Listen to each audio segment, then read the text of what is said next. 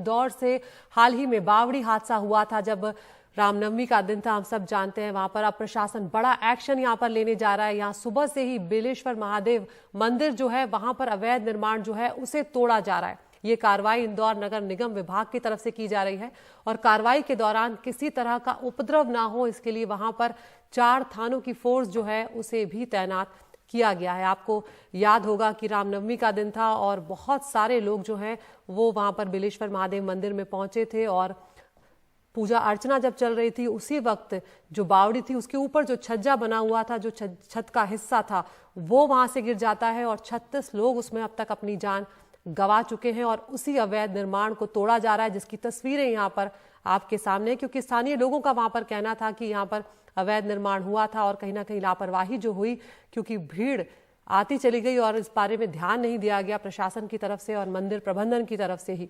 यहाँ पर मौके पर नगर निगम आयुक्त भी हैं, एडीएम भी हैं और अन्य अधिकारी भी मौजूद हैं। 5 से ज्यादा पोकलेन मशीन और जेसीबी भी यहाँ पर पहुंची हैं ताकि अवैध निर्माण जो है वो जल्द से जल्द गिराया जा सके। हमारे साथ जुड़ रहे हैं हमारे सहयोगी अनुराग द्वारी। अनुराग, तस्वीरें हम सबके सामने हैं, वो अवैध निर्माण जिसके चलते कई लोगों की जान चली गई, वो अब आखिरकार गिराया जा रहा है। बिल्कुल अदिति, देखिए मैं आपको मोटे तौर पे समझा देता हूँ। दरअसल 2 अवैध निर्माण थे। जो स्नेह पार्क का इलाका है वहां पर जो छज्जा टीन शेड बना हुआ था और जिसके नीचे ये एक तरह से कह लें बावड़ी को ढक करके जो एक छत बना दी गई थी, 4 लोहे के गर्डर और उसके ऊपर सरिया रखकर, सीमेंट रख करके, लगभग 800 स्क्वायर फीट का वो इलाका था जो दही और जिसमें 36 लोगों की मौत हो गई।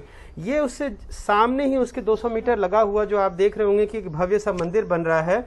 दरअसल ये इसी का एक तरह से एक्सटेंशन आप मान सकती हैं, जिसको लेकर शिकायत की गई थी।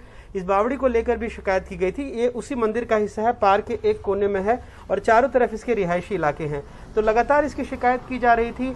कल जब मुख्यमंत्री शिवराज सिंह चौहान ने सारे वरिष्ठ अधिकारियों को निर्देश दिए हैं कि इस तरह की जितनी बावड़ियां हैं सबका सर्वे हो, सबका रिकॉर्ड हो, क्योंकि इंदौर में ऐसा हमें बताया गया कि 1400 से ज्यादा बावड़ियां थी 70 के दशक में और आज की तारीख में रिकॉर्ड सिर्फ 632 या 640 बावड़ियों का है। और ये जो बावड़ी थी इसका कोई रिकॉर्ड ही नहीं था जिसमें यह हादसा हुआ है। तो एक के बाद एक कल भी पता लगा कि एक मैरिज गार्डन के अंदर जहां पर शादी होती थी, वहां पर जब खोदा गया तो पता लगा उसके अंदर भी एक बावड़ी है। तो इस तरह से कई बावड़ियां पुरानी हैं जो कि जाहिर तौर पर ऐसे ज्यादा वजन को सह नहीं सकती। उसके ऊपर की छत अगर ठीक से नहीं बनाई गई है तो वो ढहने की आशंका ना हो, इसलिए ऐसी कार्रवाई की जा रही है।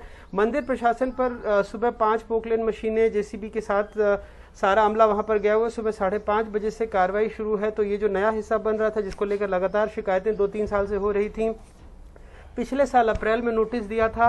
उसके जवाब में मंदिर प्रशासन ने 2 दिन बाद ये कहा था कि ये हम अपने मंदिर का जीर्णोद्धार कर रहे हैं और ये एक तरह से स्वयंभू मंदिर है और अगर आप इसमें कार्रवाई करते हैं तो ये एक धार्मिक भावनाओं को भड़काने वाला होगा। उसके बाद इंदौर म्युनिसिपल कॉर्पोरेशन 9 महीने तक की चुप्पी रखता है। फिर इस साल जनवरी में उनको नोटिस देता है कि आप 2 दिन के अंदर इस अवैध अतिक्रमण को ढहा दीजिए, हमने जांच कर लिया, नहीं तो हम ढहा देंगे।